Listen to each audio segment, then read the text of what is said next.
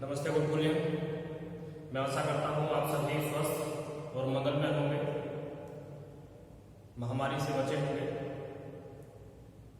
प्रिय विद्यार्थियों, आज के इस वीडियो लेक्चर में मैं आपके लिए लेकर आया हूँ 7वीं कक्षा के व्याकरण का शब्द रूपाणी पाठ। इसमें हम शब्द रूपों को पढ़ेंगे, उनको समझेंगे। इनकी शुरुआत करने से पहले कुछ बातों पर गौर किया जाना नितांत आवश्यक है। जैसे हिंदी भाषा आप सभी पढ़ते हैं, हिंदी भाषा में कारकों का अलग से प्रयोग किया जाता है। हिंदी भाषा में कारकों का अलग से प्रयोग किया जाता है। जो कारक की विभक्ति लगती है, कारक चिन्ह होते हैं, वो अलग से उसमें दिखाए जाते हैं, दर्शाए जाते हैं। लेकिन संस्कृत भाषा के अंदर सिर्फ विभक्तियां प्रयोग की जाती हैं, विभक्तियों का प्रयोग होता है, कारक चिन्हों का प्रयोग नहीं होता है।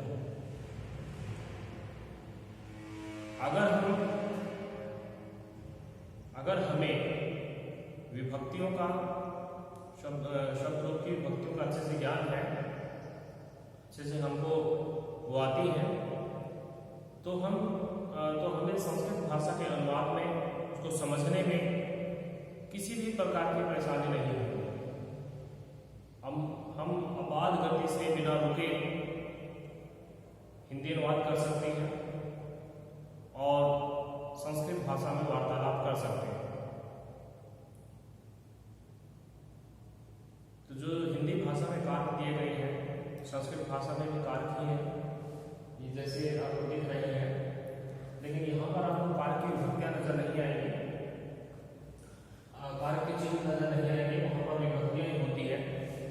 जैसे हिंदी भाषा में होता है कर्ता ने कर्म को कर्ण से संप्रदान के लिए अपादान से अलग होना, संबंध काके की अधिकरण में पर संबोधन के अरे रे इत्यादि। वो सब संस्कृत भाषा में नहीं होता, जैसे पहले बताया जा चुका है। उसकी जगह हम इन विभक्तियों का ही प्रयोग कर देते हैं और वही उस कारक का अर्थ देते हैं। संस्कृत भाषा में संबंध और संबोधन, संबंध कारक और संबोधन, इनको कारक की श्रेणी में नहीं रखा गया है। 6 ही कारक बताए गए हैं, 6 ही कारक माने गए हैं, कर्ता और संबंध कारक को छोड़कर। क्यों? क्योंकि संबंध जो कारक है और संबोधन है, उनका सीधा जो क्रिया है उससे संबंध नहीं होता है। क्रिया के साथ उनका सीधा संबंध न होने के कारण उनको कारक की श्रेणी से बाहर रखा गया। तो आज हम सर्वनाम शब्द रूप पढ़ेंगे। एतत् शब्द रूप है जिसका अर्थ होता है यह। एतत् शब्द रूप पुल्लिंग में लिखा है, पुल्लिंग में, स्त्रीलिंग में है और नपुंसकलिंग में। जो पुल्लिंग है और स्त्रीलिंग है वो अलग अलग होते हैं। जैसे ये सब लिखो लेके, ऐसा, एते, एता, तो ये आप देखेंगे दोनों में अंतर है। लेकिन जो पुल्लिंग शब्द है और नपुंसकलिंग है, उसकी प्रथमा और द्वितीया, उसकी प्रथमा और द्वितीया दोनों विभक्तियों को छोड़कर, प्रथमा और द्वितीया दोनों विभक्तियों को छोड़कर अन्य जो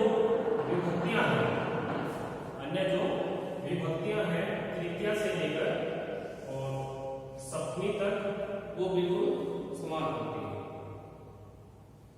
प्रथमा और द्वितीया ये अलग होती है, तृतीया से लेकर सप्तमी तक ये समान होती है। प्रथमा और द्वितीया अलग और तृतीया से लेकर सप्तमी तक से।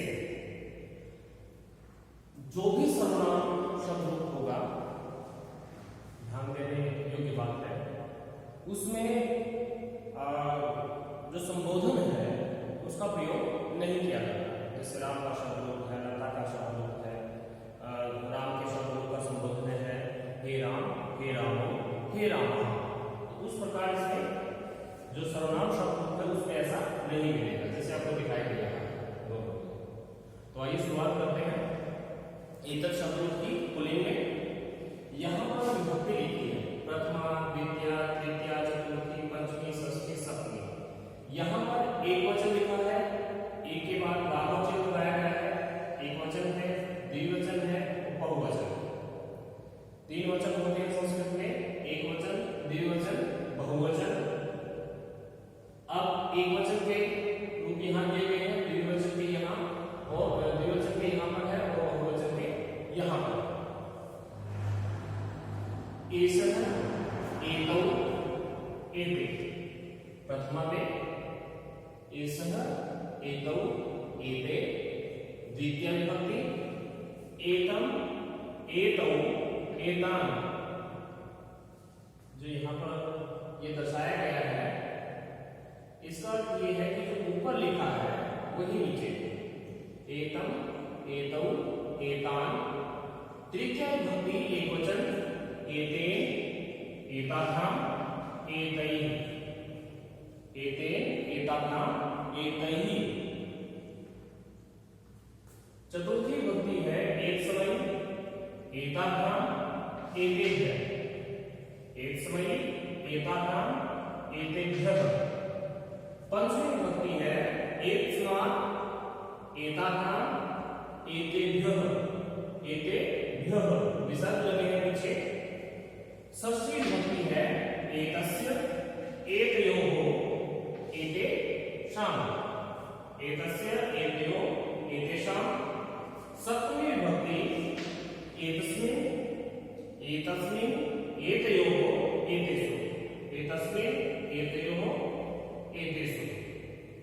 ये था एतत् शब्द का पुल्लिंग, एतत् शब्द पुल्लिंग में।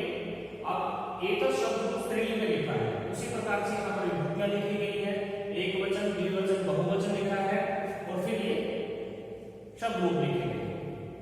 प्रथमा है एषः, एषा, एते, एताः। द्वितीय विभक्ति एताम, एते, एताः। एषा, एते, एताः, एताम, एते, एताः।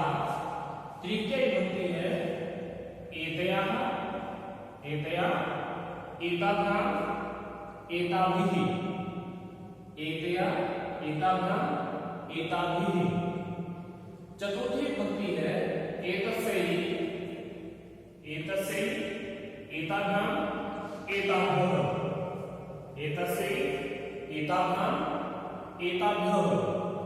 पंचमी विभक्ति है एतस्यः, एतस्यः,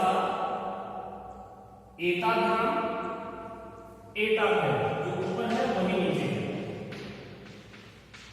एतस्यः, एताभ्याम, एताभ्यः। षष्ठी विभक्ति है, षष्ठी विभक्ति में जो ऊपर है वही नीचे। एतस्यः, एतस्यः, एतयोः, एतासाम्। एतस्यः, एतयोः, एतासाम्। सप्तमी विभक्ति है एतस्याम्, एतस्याम्, एतयोः, एतासाम्। एतस्याम्, एतयोः, एतासाम्। तो ये हमने एतत् शब्द को पुल्लिंग और स्त्रीलिंग में पढ़ा। अब है इसका नपुंसक लिंग। प्रथमा विभक्ति में एतत्, प्रथमा विभक्ति एक वचन में एतत्, एते, एतानि। एक वचन के लिए एतत् प्रयोग करेंगे, द्विवचन के लिए एते और बहुवचन के लिए एतानि। द्वितीय विभक्ति में भी सेम रहेगा एतत्, एते, एतानि। एतत्, एते, एतानि। अब जैसे मैंने पहले बताया था कि प्रथमा और द्वितीय, प्रथमा और द्वितीय के बाद जो तृतीय विभक्ति है वो यहां से लेकर के यहां तक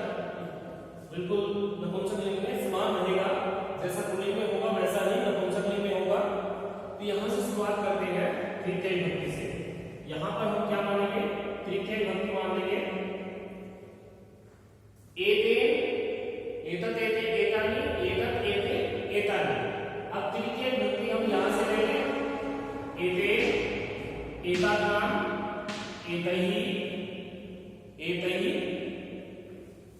चतुर्थी विभक्ति में एत्समयि, एताभ्याम, एतेभ्यः, एत्समयि, एताभ्याम, एतेभ्यः। पंचमी विभक्ति एत्स्मा, एताभ्याम, एतेभ्यः, एत्स्मा, एताभ्याम, एतेभ्यः। षष्ठी विभक्ति में एतस्य, एतयोः, एतासाम्, जैसे हमने पहले पढ़ा था। सप्तमी विभक्ति में एतस्मिन्, एतयोः, एतेषु। सप्तमी विभक्ति में एतस्मिन्, एतयोः, एतेषु। ये था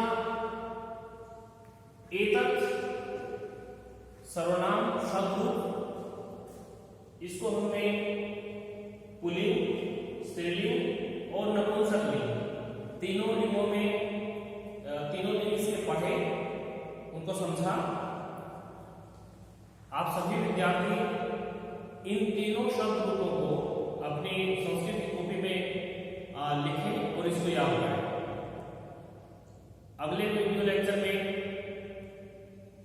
आगे जो शब्द रूप है वो लेकर मैं फिर से आप लोगों के समक्ष उपस्थित होऊंगा। तब तक